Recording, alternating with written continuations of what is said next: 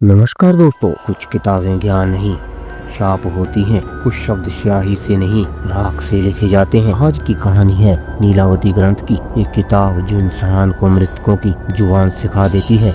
अमृता धीरे से बोलती है, कितनी अजीब बात है, ये लाइब्रेरी पिछले 40 सालों से बंद है, फिर भी यहाँ धूल नहीं, ठंडी नमी की गंध है, जैसे कोई इसे जिंदा रखे हुए है। अमृता एक पीएचडी की छात्रा लुप्त प्राचीन ग्रंथों पर सर्च कर रही थी। उसे एक पुराने नक्शे में लाइब्रेरी का जिक्र मिला और आज वो दरवाजा खुला था। अपनी मर्जी से नीचे जाती लकड़ी की सीढ़ियाँ हर कदम पर चिरमराहट की आवाज दे रही थी। अवनीता धीरे धीरे, यहाँ कुछ तो है, मेरी रीढ़ की हड्डी तक सिसकन दौड़ रही है। ये सिर्फ किताबों की जगह नहीं, या कुछ और है, बहुत पुराना और जागा हुआ। धीरे धीरे ग्रंथ के पन्ने पलटने की आवाजें आती हैं और भारी सांसों की आवाजें भी आ रही थी। कोने में लकड़ी की पुरानी मेज पर काले मखमली कपड़े में लिपटी एक किताब रखी थी, जैसे किसी ने उसे सामान से नहीं डर से छुपाया हो। अवनीता कांपती आवाज में, ये ग्रंथ नीला नहीं, इसकी स्याही ये राख की तरह लगती है, और ये राख जलने की नहीं, मरने की है। पहला पन्ना पलटते ही एक भारी बर्फीली सी हवा का झोंका। अवनीता धीरे मंत्रमुग्ध सी पढ़ने लगती है। वह जो देखता है शब्दों से परे वह सुन सकेगा। मरघट की चीखें, ये क्या, ये कैसी भाषा है। ग्रंथ के अक्षर अवनीता के सामने बदलने लगे, जैसे वे जानते हों किसने उन्हें छुआ है। पहली बार अवनीता को कुछ सुनाई दिया, धीमी उल्टी गूंजती हुई आवाज। अवनीता, कौन है? ये मेरे कान में, ये मेरे कान की गूंज मेरे सिर के अंदर। रातें छोटी होने लगी, दिन का रंग ढलने लगा। अवनीता उससे शब्द पढ़ रही थी, फोन से बात कर रही थी। अवनीता डायरी में लिखते हुए अपने आप से बातें कर रही थी। कल मैंने रात सपने में अपने दादाजी को देखा, पर वो तो मर चुके हैं, पर उन्होंने वही शब्द बोले जो ग्रंथ के पहले पन्ने में थे। आत्मा की फुसफुसाहट, ग्रंथ अधूरा है। अवनीता की दोस्त और साथ ही शोधकर्ता राधिका उसकी हालत देखकर डरने लगी थी। राधिका गुस्से में बोलती है, तू ये पढ़ना बंद कर, तुझे पता भी है तेरी आंखों के नीचे काले घेरों से अब नीली रेखाएं दिखने लगी हैं। ये किताब तुझे निगल रही है अवनीता। अवनीता धीरे मुस्कुराते हुए बोलती है, ये किताब मुझे नहीं खा रही, ये मुझे जगा रही है, मेरी असली पहचान याद दिला रही है।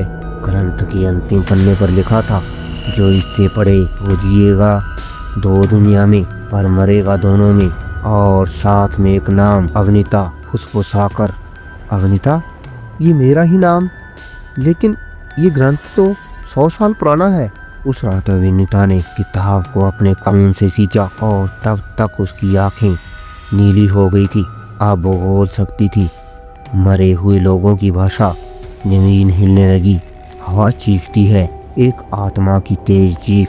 आसमान हो गया नीला। ये तो सिर्फ शुरुआत है। नीलावती ग्रंथ का असली रहस्य अभी बंद है। वो दरवाजा खुलेगा जो अब तक सिर्फ मरे हुए लोग खोल सकते थे। जिस रात अवनीता ने नीलावती ग्रंथ के शब्दों को अपने खून से सींचा, उसी रात कुछ जाग उठा। अब किताब एक किताब नहीं रही, वो एक द्वार बन चुकी थी उन आत्माओं का जिन्हें कभी शांति नहीं मिली। सांसों की गहराई, आत्मा की फुसफुसाहट। राधिका डरी हुई बोलती है, तेरी आंखें नीली कैसे हो गई अवनीता? ये इंसानी नहीं लग रही। अवनीता धीरे से बोलती है, अब मैं तुम्हें देख सकती हूँ, वो जो यहीं थे हमेशा से, लेकिन दिखते नहीं थे, अब वो मेरे साथ बोलते हैं। राधिका, साफ साफ।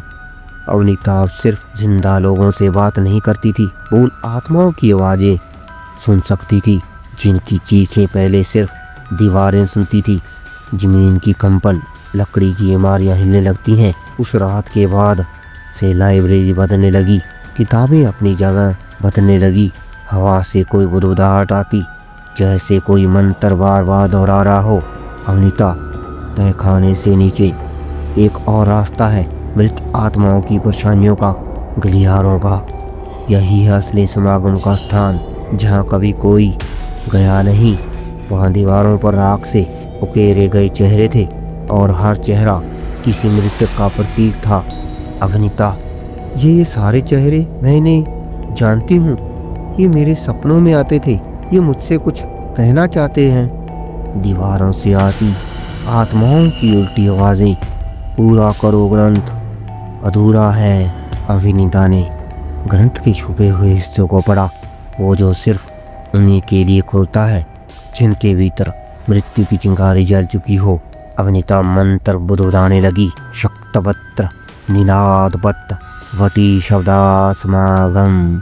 जमीन फटने लगी, अंधेरे से चीखें निकलने लगी। ग्रंथ की शक्तियां बंद नहीं थी। चारों तरफ आत्माएं प्रकट होने लगी। अधूरी टूटी हुई लेकिन जागृत राधिका चिल्लाती है, अवनीता तूने क्या किया? ये सब मर चुके हैं।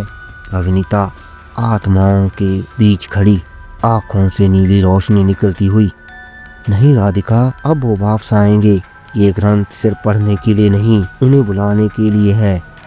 एक आत्मा राधिका के कान में फुसफुसाती है, राधिका वहां से भागना चाहती थी, लेकिन एक आत्मा ने उसे छू लिया और तब उसने भी देखा वो सब कुछ जो इंसानों को नहीं देखना चाहिए। राधिका कांपती हुई, तू कोई और बन गई है।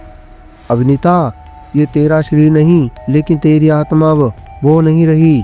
ग्रंथ का अंतिम अध्याय खुद ब खुद खुला और वहां लिखा था, जिसने ग्रंथ को जगाया वो जन्मा ही इसी कार्य के लिए है। वे मृत्यु से जन्मा था और मृत्यु में लौटेगा और साथ लेकर औरों को भी। अवनीता गूंजती हुई आवाज में बोलती है, अब समय आ गया है अंतिम समागम का। भारी मंत्रोच्चार, आत्माओं की तेज चीखें। दरवाजा अपने आप टूटने लगता है।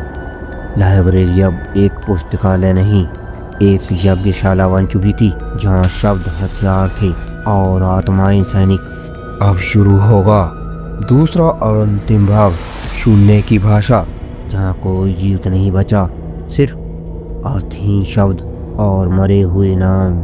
नीलावती ग्रंथ अभी खुला है और जिसने इसकी पहली स्याही देख ली वो अब कभी बंद नहीं कर पाएगा।